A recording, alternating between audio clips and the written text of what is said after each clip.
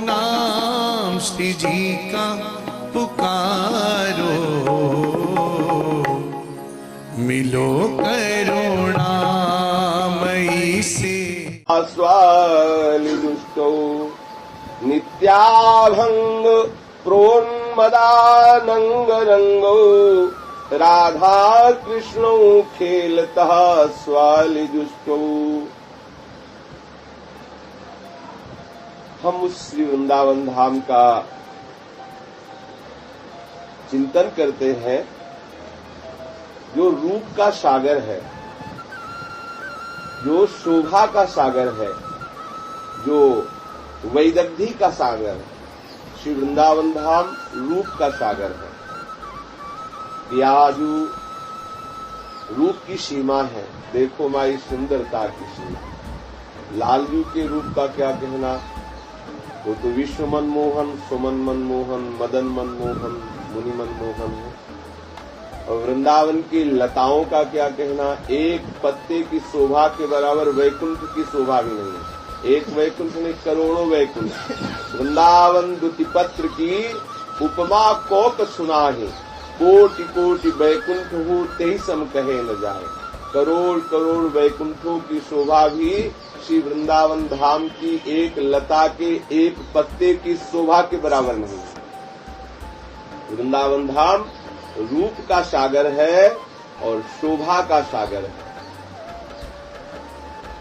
वैदग्धी का सागर, चतुरता का सागर है वृंदावन।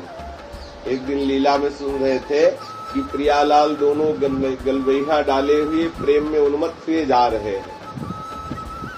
उनको शरीर का भी होश नहीं है और अति निपट साकरी बीच में जहाँ एक भी कोई शरीर सहज से नहीं निकल सकता, वहाँ प्रिया प्रीतम दोनों गलबैया दिए हुए जा रहे हैं। ये देखकर तत्काल लताएं रास्ता दे देती है। एक भी पत्ता निचोल या पीताम्बर को स्पर्श नहीं करता, तुरंत ऐसे रास्ता दे, क्योंकि वृंदावन की जो लताएं हैं वो चतुरता की सागर है। प्रिया प्रीतम को कैसे सुख पहुंचाना है, ये वृंदावन की लताओं को पूर्ण अनुभव है। प्रिया प्रीतम खुले मैदान में ऐसे ही खड़े हैं, भावना हुई कि हम एकांतिक वार्ता करना चाहते, तत्काल लताएं ऐसा मंडप की रचना कर दी कि वहां दूसरा कोई झरोखे से भी नहीं देख सकता है। ऐसे मंडप के नीचे विराजमान है। प्रियालाल की इच्छा है कि अब वर्षा ऋतु, तत्काल लताएं छोटी छोटी रूप में हो गई और मंडप छा गया बादल का और वर्षा रिमझिम प्रारंभ हो गई। चतुरता की सीमा वृंदावन है, शोभा की सीमा वृंदावन है, रूप की सीमा है, रूप का सागर है, शोभा का सागर है, चतुरता वैदग्धी का सागर वृंदावन है। पारस्परिक श्यामा श्याम के अनुराग के अद्भुत प्रेम रस का सागर है वृंदावन। श्री श्यामा श्याम के परस्पर अनुराग के प्रेम रस का सागर है वृंदावन। ऐसा प्रेम ना तो कहीं शास्त्रों में पढ़ने को मिलेगा और ना किसी से सुनने को मिलेगा, जैसा प्रेम श्री वृंदावन धाम में विराजमान। परस्पर ऐसा अनुराग सुन अभूत भूतल पर जोड़ी, ऐसी परस्पर अनुरागमयी जोड़ी न तो हुई है और न होगी। केवल श्यामा श्याम ही ऐसे परस्पर अनुराग रंग से रंगे हुए हैं। आज निकुंज मंजू में खेलत नवल किशोर नवीन किशोरी, बोले अति अनुपम अनुराग परस्पर, परस्पर अति अनुपम अनुराग। उपमा नहीं दी जा सकती कि प्रिया प्रीतम का कैसा अनुराग है, बोले उनका ऐसा उदाहरण, जैसा वो वैसे प्रिया प्रीतम, ऐसा उदाहरण नहीं दिया जा सकता। श्री वृंदावन धाम प्रिया प्रीतम के पारस्परिक अनुराग के उस प्रेम का सागर है। जहाँ प्रिया प्रीतम परस्पर अनुराग में डूबे हुए हैं, वो श्री धाम वृंदावन है। नित्य तथा अभंग, नित्य तथा अभंग उन्मादकारी अनंग रंग का आविर्भाव कर देता है। वृंदावन नित्य और अभंग और उन्मादकारी अनंग का प्रादुर्भाव कर देता है। अनंग कामदेव को भी कहते हैं, लेकिन कामदेव अनित्य है और कामदेव भंग है और कामदेव का उन्माद प्रमाद और अंधकार को प्रकट करता है। और अनंग प्रेम को भी कहते हैं। प्रेम नित्य है, प्रेम नित्य है। ऐसा नहीं कि आज प्रेम प्रकट हुआ और कल खत्म हो गया। इससे, इसीलिए यहाँ कोई प्रेम किसी से नहीं करता। सब कहीं न कहीं किसी स्वार्थ से लगे हुए। प्रेम बस दो ही करते हैं, या तो भगवान के प्रेमी जन और या प्रभु, दूसरा कोई प्रेम यहाँ नहीं करता। किंचन मात्र भी प्रेम नहीं करता। दिखाई देता है प्रेम करते जैसा, लेकिन यहाँ प्रेम नहीं है, किंचन मात्र भी प्रेम नहीं है। जिस दिन भगवत कृपा होगी वैसा अनुभव हो जाए। अपने को तो अतरे दिन अनुभव होता रहता है।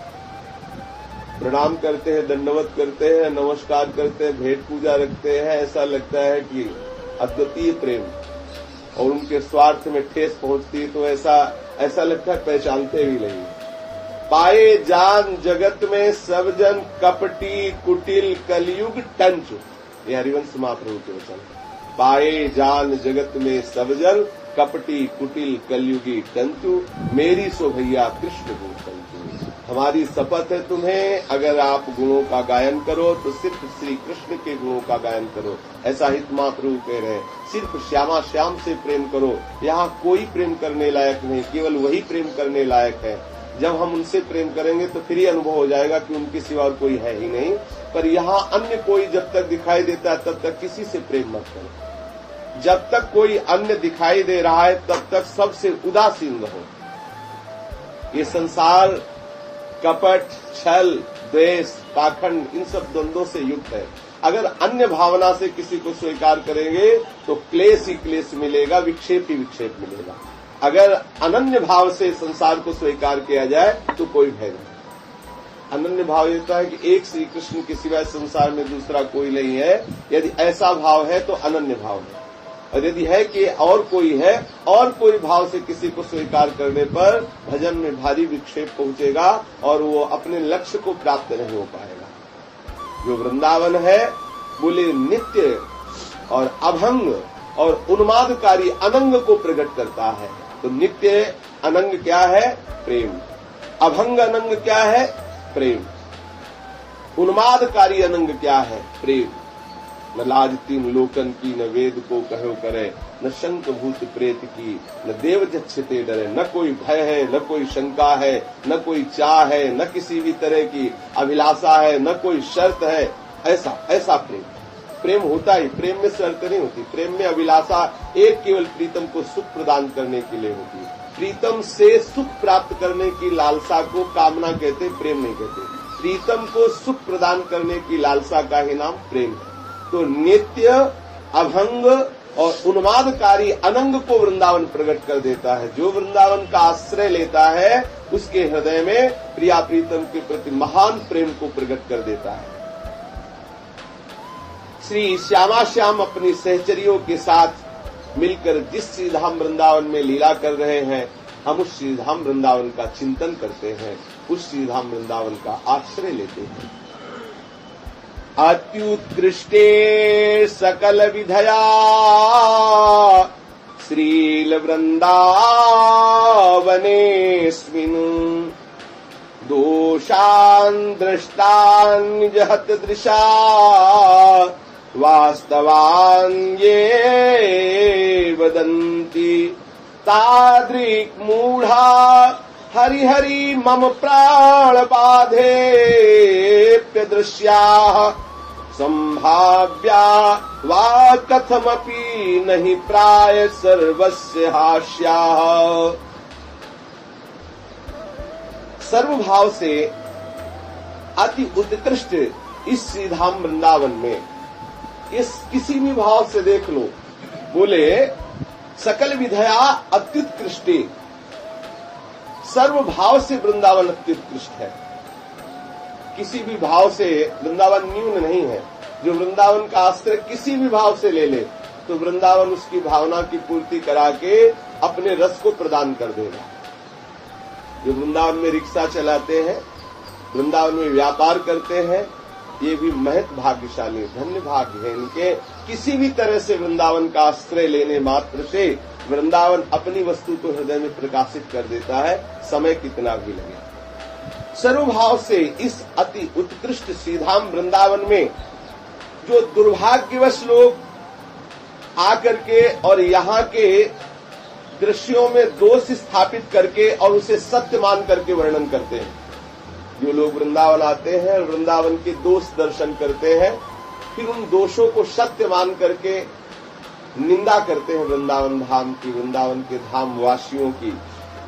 श्री प्रबोधानंद सरस्वती जी कहते हैं निज दुर्भाग्यवश, उनका बहुत बड़ा दुर्भाग्य है जो वृंदावन में, वृंदावन के वासियों क्या है, वृंदावन के किसी भी दृश्य पदार्थ पे दोष दृष्टि करके और उसकी निंदा करते हैं। अहो उन मूर्ख लोगों के मैं प्राण संकट आने पर भी दर्शन नहीं करना चाहता, अर्थात मेरे प्राण चाहे निकल जाए लेकिन ऐसे लोगों का मुझे चेहरा न देखना पड़े जो वृंदावन धाम की किसी वस्तु, किसी व्यक्ति, किसी स्थान, किसी भी दृश्य पदार्थ पर दोष दृष्टि करके उसकी निंदा करते हैं।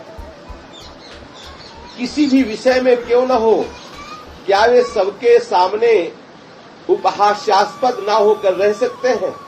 अर्थात ऐसे लोग उपहास के ही योग हैं जो वृंदावन के किसी भी वस्तु, व्यक्ति, स्थान आदि की निंदा करते हैं। इनकी उपेक्षा कर देनी चाहिए, ये उपहास्य के प्रति ऐसे लोगों का संग नहीं। प्रबोधानंद सरस्वती जी कहते हैं कि प्राण संकट आने पर भी मैं ऐसे लोगों का दर्शन नहीं करना चाहता जो वृंदावन के किसी भी वस्तु, किसी भी व्यक्ति, किसी भी स्थान के प्रति दोष का वर्णन करते हैं, अर्थात किसी भी वस्तु, व्यक्ति, स्थान की निंदा करते हैं।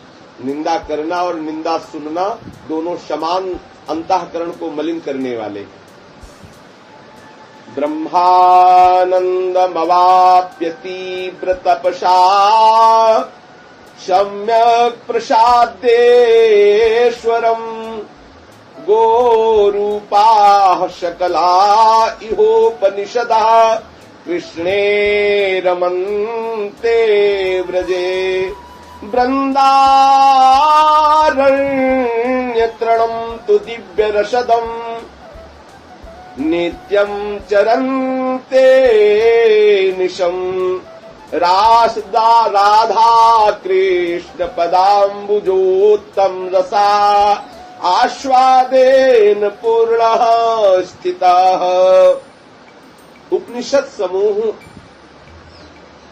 ब्रह्मानंद को प्राप्त होकर के भी, जो उपनिषद है वो ब्रह्मानंद को प्राप्त होकर के भी तीव्र तपस्या द्वारा उस ईश्वर की उपासना करके ये प्रार्थना करते हैं कि मुझे श्री कृष्ण के इस लीला विहार ब्रज में गाय बना दिया जाए। उपनिषद जो ब्रह्म का दर्शन कराने वाले हैं, जो तत्व का निर्णय करने वाले, वो स्वयं उपनिषद। एक बार जाजली नाम के ऋषि भगवत तत्व की अनुभूति के लिए तपस्या करने जा रहे थे, तो एक देखा बड़ी तेजस्वी एक युवती ध्यानस्थ है, उसके चेहरे से विशेष तेज प्रकट हो रहा है। इतना आकर्षण हुआ कि जाजल ऋषि जब तक उसका ध्यान न खुले तब तक वहीं विराजमान है। जब ध्यान खुला तो नजदीक गए, वंदना की और कहा, हे देवी तुम कौन हो और किस लिए आराधना कर रही हो? उस देवी ने कहा, मेरा नाम ब्रह्म विद्या है, बड़े बड़े योगी यति तपस्वी मेरी उपासना करते हैं और मुझे प्रसन्न करके ब्रह्म तत्व का बोध करते हैं। ये धुआं किधर से आ रहा है? इधर से, इसको बंद कर दो। गंदा हटा के एकदम पिडली में वो है ना, तो गंदा धुआं परेशान तो जाके वो रसोई का दरवाजा खोल के रसोई वाला चला दो तो श्री राधा वल्लभ लाल। तो जाजल ऋषि ने उस युवती से वंदना करके प्रश्न किया कि आप कौन हैं और किस लिए, किसकी आराधना कर रहे हैं? उस युवती ने कहा कि मेरा नाम ब्रह्म विद्या है, बड़े बड़े योगी यति तपस्वी मुझे प्रसन्न करके, मेरी उपासना करके उस ब्रह्म तत्व का, अभेद तत्व का बोध चाहते हैं। मैं वो ब्रह्म विद्या श्री कृष्ण का ध्यान करके, श्री कृष्ण का चिंतन करके मैं गोपी भाव प्राप्त करना चाहती हूँ। मैं ब्रज की कोई गोपी बनना चाहती हूँ और श्री कृष्ण के साथ खेलना चाहती हूँ। ब्रह्म विद्या की बात श्रीमद् भागवत में, उसमें उदाहरण में लिखा है भाई जी से हनुमान प्रसाद पोद्दार जी ने, साक्षात ब्रह्म विद्या गोपी भाव की प्राप्ति के लिए तपस्या। तो जाजल ऋषि ब्रह्म विद्या की आराधना करने जा रहे थे, उनकी छोड़ करके वो श्री कृष्ण की आराधना में तत्पर हो गए। यहाँ देखो कह रहे कहते हैं कि प्रबोधानंद पाद सरस्वती जी के पास 60,000 शिष्य थे। ऐसे वैसे ज्ञानी महात्मा नहीं थे। बनारस में इनकी जय जयकार बोलती थी। ये बड़े ऊंचे मंच पर विराजमान होते थे। लाखों सन्यासी नीचे बैठकर इनके प्रवचन सुनते थे। लेकिन महाप्रभु श्री चैतन्य देव की कृपा कटाक्ष का आश्रय प्राप्त होने पर सारा ज्ञान इनको काटने को दौड़ने लगा। चरणों में गिरे और भाग करके वृंदावन आए। वृंदावन का रस उनको जब अनुभव में हुआ, यहाँ के रसिकाचार्यों के संग से, रसिकों की कृपा से, तब वो गान कर रहे हैं कि सर्वभाव से अति उत्कृष्ट, समस्त भावों में श्रेष्ठ श्रीधाम वृंदावन में, इस ब्रज में गाय बनने के लिए उपनिषद व्याकुल है। उपनिषद जो ब्रह्म तत्व का बोध कराने वाले हैं, हाँ, ब्रह्मानंद मवाप्य तीव्र तपसा सम्यक प्रसादेश्वरम। तीव्र तपस्या के द्वारा जो ब्रह्मानंद का आनंद प्रदान करने वाले उपनिषद हैं, वो श्री कृष्ण की आराधना करके ब्रज की गाय बनना चाहते हैं कि मैं प्रिया प्रीतम के श्री चरण की स्पर्श की हुई दूब को, घास को चर करके अपने हृदय में महान प्रेमानंद को पुष्ट करूंगी। ऐसा उपनिषद गाय बनना चाहते हैं वृंदावन की। वृंदावन का जो तृण है वो दिव्य रस का दान करने वाला, दिव्य रस का दान करने वाला है। वृंदावन का जो तृण है, अगर वृंदावन के किसी तिनके पर श्रद्धा कर ली जाए, लता और वृक्ष और रसिकजन और ब्रजवासी ये बहुत दूर, अगर किसी तिनके पर श्रद्धा कर ली जाए तो उसे प्रेम प्राप्त हो जाएगा। वृंदावन के किसी तिनके पर श्रद्धा कर ली जाए तो प्रेम प्राप्त हो जाएगा। पर जितना ये सहज है सुन लेना, उतना ही कठिन है यहाँ के दोष दर्शन से बच जाना। बस ये समझ लो, क्योंकि लीला ही कुछ ऐसी टेढ़ी यहाँ की है कि अंतर में लीला कुछ और हो रही, बाहर में कुछ लीला और हो रही। जब तक अंतर्दृष्टि प्राप्त नहीं होती तब तक आपको संभवतः दोष ही दिखाई देंगे, दोष ही दिखाई देंगे। यहाँ की लीला ऐसी है, आप दिन भर दोष का चश्मा लगाइए, दोष की वृत्ति धारण घूमिए, किसी भी मंदिर में जाइए, किसी भी महात्मा के पास जाइए, आपको कुछ और ही रंग नजर आएगा। क्योंकि ये प्रेम नगरी है ना वृंदावन, यहाँ का कुछ और ही स्वरूप है। यहाँ और रस मगन रहते नित्य सजनी, यहाँ कुछ और ही है। हमारी दृष्टि सांसारिक है, इसलिए हमको यहाँ सांसारिक दोष दर्शन आ रहे हैं। भगवत कृपा से जब अंतर्वृत्ति जागृत हो जाएगी तो क्या केवल यहाँ रज में लौटना अच्छा लगेगा और कुछ बोलना, कौन रस बाढ़े तहाँ बोली वो भार रही। ये वृंदावन धाम, जिस दिन वृंदावन धाम का हमें सानिध्य प्राप्त हो जाएगा उस दिन एक ही रस बढ़ेगा, गदगद सुर नैना सजल दंपति रस रहे भी, गत वृंदा विपिन में तीर्थ प्रेम रस ली। आंखों से अश्रु बह रहे हैं, हृदय में प्रिया प्रीतम के चरणों का स्पर्श हो रहा है, नेत्रों में प्रिया प्रीतम की रूप की झांकी आ रही है।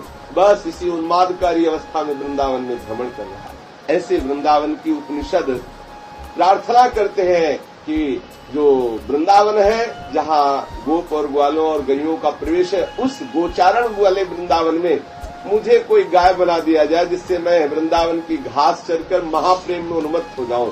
क्योंकि इन जो तृण आदि घास आदि है, इसमें रज उड़ करके लगी है। इनकी रज बोले प्रेमी रसिकों की चरण रज और प्रेमा स्वरूप प्रिया प्रीतम की चरण रज। उद्धव आदि भी याचना करते कि मुझे कोई घास, तिनका, लता, औषधि बना दी जाए, जिससे ब्रजवासियों की जो ब्रज प्रेमी जन है, गोपी जन है, जो रसिक जन है, इनकी चरण धूल उड़कर हम पर पड़े और हम भी प्रेम से युक्त हो जाए। अद्भुत वृंदावन ब्रज क्षेत्र की अद्भुत महिमा। वृंदावन का एक तृण भी रसदान करके प्रेम में उन्मत्त बना देने की सामर्थ्य रखता है। वृंदावन का एक तिनका प्रेम रस में उन्मत्त कर देता है। देखो, अपने लोग अनंत जन्मों से माया के विषय साम्राज्य में भटके हुए हैं। अनंत मतलब 1000-2000 जन्म, लाख 2 लाख, करोड़ 2 करोड़, तो कोई सीमा है। अनंत जन्म जब से सृष्टि हुई है तब से आज तक हम विषय में ही भटक रहे हैं, विषय रूपी वन में भटक रहे हैं। अब आप कुछ दिन तक अभ्यास कोई भी कर लो, फिर देखो वो अभ्यास छूटता नहीं। एक साधक है, वो थोड़ी थोड़ी देर में थूकते हैं, तो जब पास बैठे अभ्यास में हमका रुकना, फिर हमका रुकना, हमें ऐसी आई, हमका ऐसा क्यों कर, बोले अभ्यास हो गया। कहीं भी बैठे थूकने के अभ्यास, हमका देखो ये अभ्यास है, नहीं चाह रहे, जान रहे कि ये थूकने का स्थान, लेकिन अभ्यास बार बार उनको वहां ऐसे ही विषयों की तरफ प्रियता की अनंत जन्मों से अभ्यास हो गई है। श्री धाम वृंदावन हमारी किसी साधना से, हमारी किसी महत्व भाग्य से प्राप्त नहीं हुआ, ये केवल प्यारी जी की अहेतु की कृपा से प्राप्त हुआ है। वृंदावन हमारी किसी साधना से, हमारे किसी महत्व भाग्य के फलस्वरूप वृंदावन मुझे नहीं मिला। वृंदावन हमें प्यारे जी की अहेतु की कृपा से प्राप्त हुआ है। अगर साधना से प्राप्त हुआ होता तो हमारा अधिकार हो जाता, हम निर्विषय हो जाते। वो स्थिति प्राप्त हो कि अगर वृंदावन प्राप्त होने की बात होती तो वृंदावन में केवल दिव्य महापुरुष ही प्रवेश पाते, अन्य न पाते। तो क्या हम लोग वृंदावन में नहीं, वृंदावन में ही है, लेकिन हम लोग कृपा से आए। जैसे जिसके पैर पुष्ट है वही सीढ़ी चढ़ के जाएगा, अपंग भी लिफ्ट में जा सकता है, वहां जो चलने लायक नहीं वो भी लिफ्ट से वही पहुंच सकता है जहां वो दौड़ के जाएगा सीढ़ियों से। तो सीढ़ियों से चढ़ के जाना साधना है, और कृपा में बैठ के जाना लिफ्ट में जाना है बैठ के। हम लोग लिफ्ट में बैठ के आए हैं, कोई साधना तो बनी नहीं। अब हमारा अभ्यास है विषय चिंतन और विषय भोग, बिल्कुल ठीक समझना, हमारा अभ्यास है जन्म जन्मांतरों का। हम यहाँ वो गलती कर ही बैठते हैं। श्री वृंदावन धाम जो प्रिया प्रीतम का महाप्रेम उन्माद प्रकट करने वाला है, ऐसे परम पावन दिव्य वृंदावन धाम में जहाँ उद्धव उपनिषद आदि है, ब्रह्म विद्या आदि, जहाँ तपस्या साधना करके यहाँ की तिनका बनना चाहते हैं, उस रज में हमें खेलने का सौभाग्य श्री जी की अयत की कृपा से मिला। पर स्वभाव और संस्कार अनंत जन्मों के अभ्यासवश मेरा विषय संस्कार मुझे विषय की तरफ खींचता। अगर हम कृपा को न देख करके और गुणों को देखें तो केवल यहाँ तुम्हें दोष ही दोष दिखाई देंगे, क्योंकि प्रायः यहाँ सब लिफ्ट में बैठ के आए हुए हैं। समझ में आया ना, किसी के भी पैर मजबूत नहीं है यहाँ, क्योंकि पैर मजबूत का मतलब दिव्य साधना के द्वारा यहाँ आना, तो आपको उसमें गुण दिखाई देंगे, त्याग, तपस्या, वैराग्य, ध्यान, धारण। पर ये कृपा धाम है, इसलिए प्रायः आपको यहाँ कृपा में ही बैठे हुए आए। तो जिन पर लाडली जी ने कृपा की वो यहाँ आए, तो तुम्हारा अधिकार कैसे बन गया उन पर उंगली उठाने का? तुम भी तो कृपा में ही आए हो। बोले देखो ऐसा, तो तुम कौन सा एकांत में बैठो श्री जी के सामने, साक्षी करके बताओ कि तुम कैसे हो। जब तुम श्री जी को सामने दर्पण के रूप में रखोगे तो नजर झुक जाएगी और आंसू गिरेंगे, दूसरी बात नहीं होगी। या करके देख लो, आप तभी किसी के दोष देखते हैं जब आपको अपने में गुण का भान होता है, लेकिन आप अनुभव करके देखो सामने जो दोष दिखाई दे रहा है वो बहुत हल्का है, और आप में इतने दोष हैं कि अगर वो दोष सामने प्रकट हो जाए तो आप खुद लज्जित हो जाओगे। श्री धाम वृंदावन महान रस को प्रकट करने वाला, उन्माद अवस्था को प्रकट करने वाला है। ये प्यारी जू की अहत की कृपा से हमें प्राप्त हुआ। जितने भी जन है, और जो चतुर चालाक बालक होता है उसको माँ तो कह देती कि तू जा खेत में काम कर या तू नौकरी कर या, लेकिन जो सीधा साधा भोंदू होता है ना, हर समय उसको पकड़ के रखती कि बाहर जाएगा कोई उपद्रव करेगा, पीटेगा। तो जितने वृंदावन में अपने लोग हैं ये सब उसी के हैं। तो प्यारे जू ने घेर के रखा कि बाहर जाएंगे उपद्रव करेंगे, किसी काम के तो है नहीं, तो इसलिए प्यारी जू ने यहाँ घेर के वृंदावन में रखा है। और रस देखो, चतुर चालाक से एक बार पूछने में चूक जाए मैया कि आपने प्रसाद पाया कि नहीं, क्योंकि उसको पता है वो हमारा इंतजार नहीं करेगा, वो अपने आप पालेगा। लेकिन वो जो केवल खेलने में मस्त है उसकी विशेष चिंता होती है। यहाँ जो वृंदावन में आपको ऐसे वैसे नजर आ रहे हैं या वैसे वैसे नहीं है, ये बड़े कृपा पात्र प्यारी जन के हैं, चाहे कुछ भी कर रहे हो, ये प्यारी जू की कृपा पात्र है। बस इतनी दृष्टि देखनी है कि हमारी प्यारी जू के इस धाम में प्यारी जू की इच्छा के बिना कोई प्रवेश नहीं कर सकता। श्री राधिका कृपा बिनु सबके मनन अगम। श्री स्वामिनी जी की कृपा के बिना मन से भी वृंदावन में नहीं आया जा सकता, शरीर की तो बात जाने दो।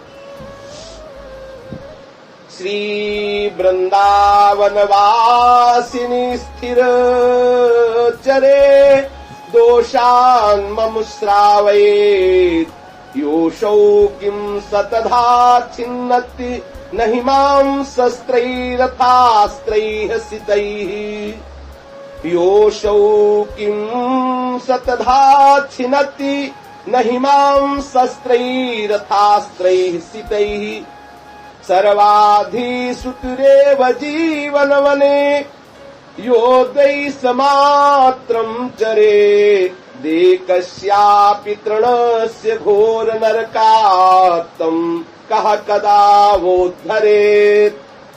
श्री वृंदावन वासी देखो बार बार इस प्राय इस श्लोक से ये संबोधन कर रहे हैं। श्री वृंदावन वासी किसी भी स्थावर या जंगम प्राणी में जो दोष देखता है, ऐसा जो दोष कोई मुझे सुनाता है, श्री वृंदावन धाम के वासी स्थावर या जंगम में जो कोई दोष देखता है या कोई उसका दोष मुझे सुनाता है, वो तेज किए हुए अस्त्र के द्वारा मानो मेरे सैकड़ों टुकड़े कर रहा है, ऐसा मुझे कष्ट होता है। क्रोधानुपात सरस्वती जी कहते हैं किसी वृंदावन धाम के वासी किसी स्थावर या जंगम की जो कोई दोष देखता है या मुझे कोई निंदा सुनाता है, दोष सुनाता है, तो मुझे ऐसा कष्ट होता है जैसे कोई तेज धार से मेरे सैकड़ों टुकड़े कर दे। सर्वाधीश्वर प्राण प्रीतम श्रीधाम वृंदावन के एक तृण के प्रति भी जो स्वल्प द्वेषाचरण कर देता है वो निश्चित घोर नरक में जाएगा, उसका कभी उद्धार नहीं होगा। क्रोधानुपात सरस्वती जी। स्थावर जंगम जड़ चैतन्य। स्थावर दोष मतलब है? स्थावर दोष मतलब जैसे क्या? स्थावर दोष का मतलब नहीं, स्थावर जंगम किसी भी जड़ चैतन्य किसी भी के प्रति यदि वो दोष बुद्धि करता है तो कह रहे हैं कि निश्चित स्थायी रूप से नरक को प्राप्त होगा, उसका उद्धार नहीं हो सकता, बहुत कल्पों तक नरक का भोग करेगा। वृंदावन धाम की किसी भी स्थावर जंगम पर दोष बुद्धि कर लेने पर। श्री धाम वृंदावन है ना, ये धाम है ना, धाम का जो कुत्ता भी है ना वो देवराज इंद्र से बढ़कर सौभाग्यशाली है। जो वृंदावन धाम का कुत्ता है वो देवताओं से वंदनीय सर्वाधीश्वर त्रिभुवनपति देवराज इंद्र से भी बढ़कर भाग्यशाली है, क्योंकि जो रज शिव शंकादिक याचक उस रज में वो लौटता है, अठोक है। हरिराम व्यास जी ने अपने पद में कहा कि हे वृंदावन धाम मुझे अपने यहाँ का कुत्ता बना लो। हरिराम व्यास जी विशाखा सखी के अवतार है, उन्होंने कहा कि हे श्री धाम वृंदावन मुझे अपने यहाँ का कोई कुत्ता बना लो। तो तुम्हें लाभ क्या मिलेगा? बोले रसिकों की जूठन मिलेगी, रसिकों का दर्शन मिलेगा, रज का स्पर्श मिलेगा, प्रिया प्रीतम की नित्य लीला का दर्शन मिलेगा वृंदावन धाम में, मुझे कुत्ता बना लो। मुझे यहाँ अब उद्धव जी कह रहे मुझे यहाँ की घास बना लो वृंदावन की। अब आप विचार करो, बड़े बड़े महापुरुष कह रहे घास बना लो, कुत्ता बना लो, मुझे बंदर बना लो, मोर बना लो। ये इसका मतलब वृंदावन धाम कितनी महिमा से युक्त है। कह रहे हैं सर्वाधीश्वर प्राण समान प्राण प्रीतम वृंदावन के एक तृण के प्रति भी जो स्वल्प द्वेषाचरण करता है उसका फिर घोर नरक से क्या कभी कोई उद्धार कर सकता है? बोले नहीं कर सकता, क्योंकि धाम का जो स्वरूप है वो महाप्रेममय है, महामंगलमय है। और धाम में भी पहुंचकर इसीलिए जो जैसे कोई राधा बाबा से कहता वृंदावन धाम जाना चाहते हैं, दर्शन करने जाना चाहे, बोले किसी संत के साथ जाना, 1-2 दिन में भाग जाना, वहां रुकना नहीं, भाग जाना। क्यों कहते? क्योंकि तुम जाओगे वहां कोई दोस्त दर्शन करोगे, मरोगे।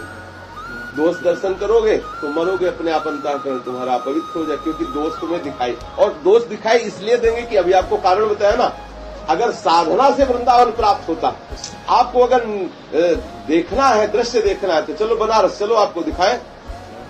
हम जब घाटों में रहते तो देखा, घाट के 2 घाटों के बीच में एक जो दराज होती है, दराज, एक ये घाट बीच में दराज, सामने पत्थर की सिल्ली लगी। रात में घाट के पास बैठे तो देखा एक महात्मा निकले उस दराज से, पत्थर की सिल्ली हटी अंदर ही से, और देखा ऐसे बाल हिलगे हुए थे, भौं ऐसे हिलगी हुई थी। आश्चर्यजनक, हम तो आश्चर्यजनित रह गए कि इतनी सकरी दराज के अंदर पैक, और रात्रि में निकले।